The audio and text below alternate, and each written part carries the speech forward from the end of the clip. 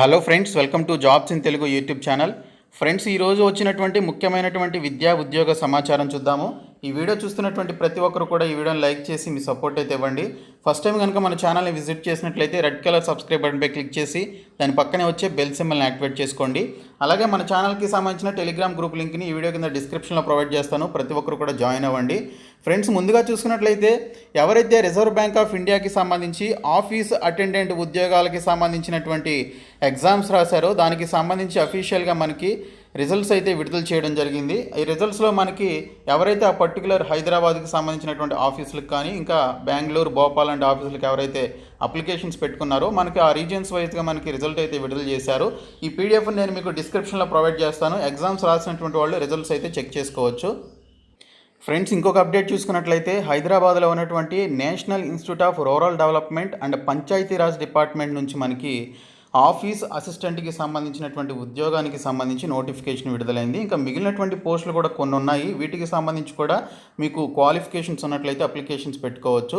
ఇక్కడ చూసుకున్నట్లయితే office assistant పోస్టులకి జస్ట్ 8th క్లాస్ పాస్ అయ్యి 21 to 60 years మధ్య ఏజ్ లిమిట్ ఉన్నటువంటి వారు అప్లికేషన్స్ అయితే పెట్టుకోవచ్చు. లాస్ట్ డేట్ వచ్చేసి ఈ నెల 23వ తేదీ లాస్ట్ డేట్ ఇచ్చారు. ఇక్కడ రిజిస్టర్ అండ్ అప్లై అనేటువంటి ఆప్షన్పై క్లిక్ చేసి మీరు అప్లికేషన్స్ అయితే ఫిల్అప్ చేసుకోవచ్చు. ఇంకా మిగిలినటువంటి పోస్టులకి graduation, post graduation, doctoral, graduation అని చెప్పేసి ఈ విధంగా వాటికి సంబంధించినటువంటి క్వాలిఫికేషన్స్ అయితే ఇచ్చారు. మీకు కనుక క్వాలిఫికేషన్స్ ఉన్నట్లయితే అప్లికేషన్స్ పెట్టుకోవచ్చు. ఇక్కడ ఈ పోస్టులకి మనకి ఎక్కువగా ఎక్స్పీరియన్స్ అయితే అడగడం జరిగింది. ఇక్కడ ఆఫీస్ అసిస్టెంట్ ఉద్యోగాలకి 0 to 1 years మాత్రమే ఎక్స్పీరియన్స్ అడిగారు కాబట్టి మీరు ఈ పోస్టులకి అయితే అప్లై చేయొచ్చు. ఈ ఆఫీస్ అసిస్టెంట్కి సంబంధించినటువంటి డీటెయిల్స్ ఒకసారి చూద్దాము. ఇక్కడ చూసుకున్నట్లయితే ఈ యొక్క ఆఫీస్ అసిస్టెంట్ పోస్టులకి 13,750 రూపాయల శాలరీ అయితే ఇవ్వడం జరుగుతుంది. ఒక్క పోస్ట్ మాత్రమే దీనికి సంబంధించి ఉందని చెప్పేసి ఇక్కడైతే మెన్షన్ చేశారు. హెడ్ కమ్యూనికేషన్ రిసోర్స్ యూనిట్లో దీనికి సంబంధించి రిపోర్ట్స్ అయితే ఇవ్వాలి.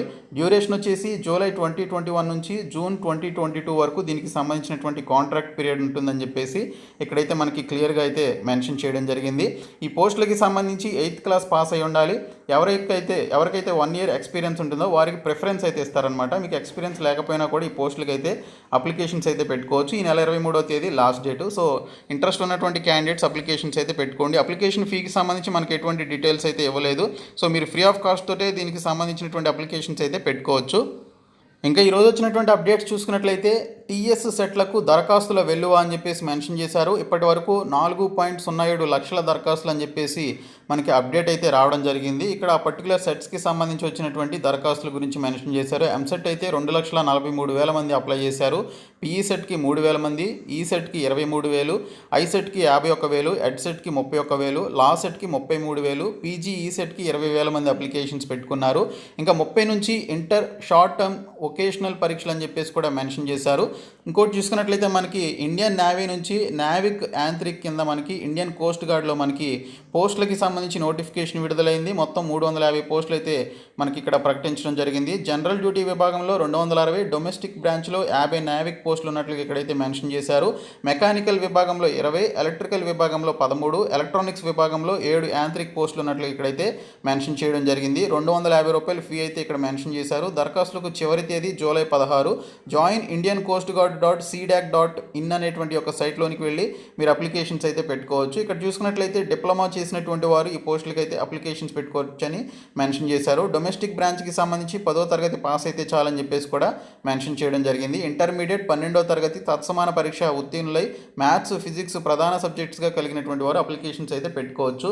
ఇంకోటి చూసుకున్నట్లయితే మనకి NITTTRలో అసిస్టెంట్ ప్రొఫెసర్లకి సంబంధించి నోటిఫికేషన్ విడుదలైంది. ఇది కోల్కతాలో ఉంది. ఇంకా సిఆర్పిఎఫ్ సివిల్ ఇంజనీరింగ్కి సంబంధించి ఒక నోటిఫికేషన్ అయితే విడుదల కావడం జరిగింది. అసిస్టెంట్ కమాండెంట్లకి సంబంధించి 25 పోస్టులు అయితే విడుదల చేశారు. ఈ పోస్టులకి సంబంధించి క్వాలిఫికేషన్స్ ఉన్నటువంటి వారు అప్లికేషన్స్ పెట్టుకోవచ్చు. ఇంజనీరింగ్ బ్రాంచ్లో డిగ్రీ ఉత్తీర్ణులై ఉండాలి, అది కూడా సివిల్ ఇంజనీరింగ్ చేసి ఉండాలని మెన్షన్ చేశారు. దరఖాస్తు ఫీజు 400 రూపాయలని మెన్షన్ చేశారు. SC ST ఫిమేల్ క్యాండిడేట్స్కి అప్లికేషన్ ఫీ నుంచి మినహాయింపు అయితే ఇవ్వడం జరిగింది. జూలై 29వ తేదీ లాస్ట్ డేటు. ఇంకోటి చూసినట్లయితే ఫ్రెండ్స్, మనకి తెలంగాణలోని వైద్య శాఖలో 35,000 పోస్టుల ఖాళీల భర్తీ ఎప్పుడు అని చెప్పేసి హైకోర్టు అయితే ప్రశ్నించడం జరిగింది. వైద్య ఆరోగ్య శాఖలో ఖాళీగా ఉన్నటువంటి 35,000 ఉద్యోగాల భర్తీకి ఏం చర్యలు తీసుకుంటున్నారో తెలియజేయాలని చెప్పేసి హైకోర్టు ప్రభుత్వాన్ని ఆదేశించింది.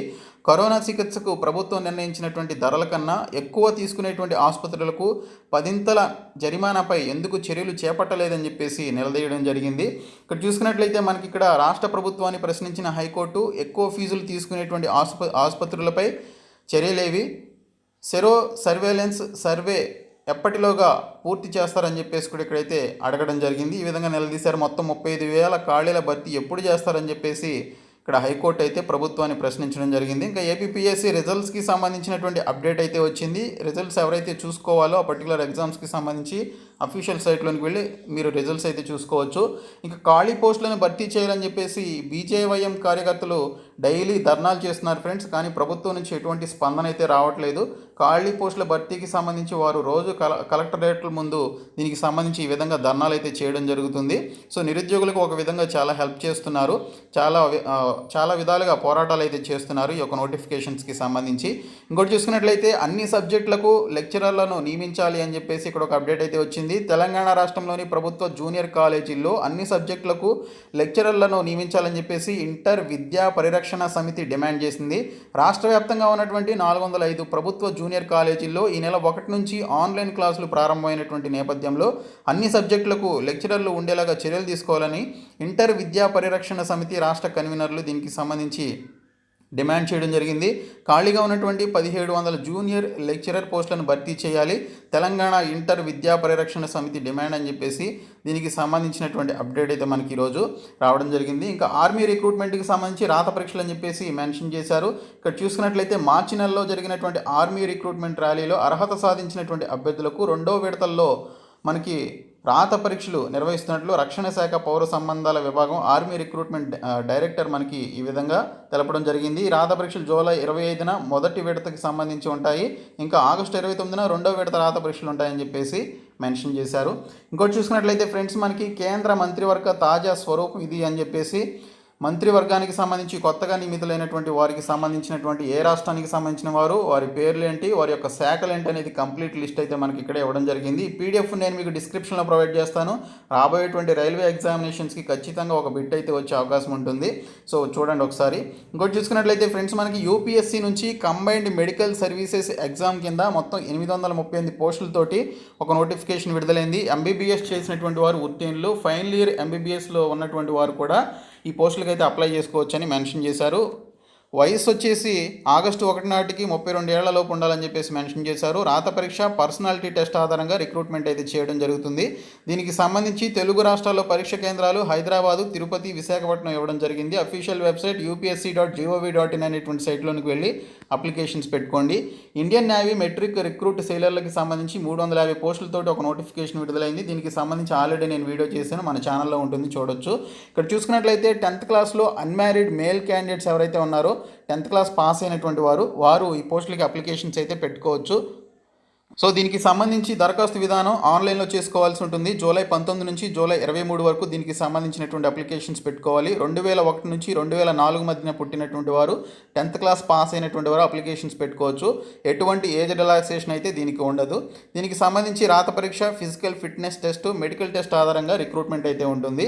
ఇంకా గెయిల్లో 220 పోస్టులకి సంబంధించి మనకి ఇక్కడ ఒక నోటిఫికేషన్ విడుదలైంది. డిప్లొమా, సిఏ, సిఎంఏ, అలాగే ఇంజనీరింగ్ డిగ్రీ, ఎంబీఏ చేసినటువంటి వారు, గ్రాడ్యుయేషన్ చేసినటువంటి వారు ఈ పోస్టులకి అయితే అప్లై చేసుకోవచ్చు. gailonline.com అనేటువంటి సైట్లోనికి వెళ్ళి అప్లికేషన్స్ అయితే పెట్టుకోండి. ఆగస్టు 5 లాస్ట్ డేట్ అనమాట.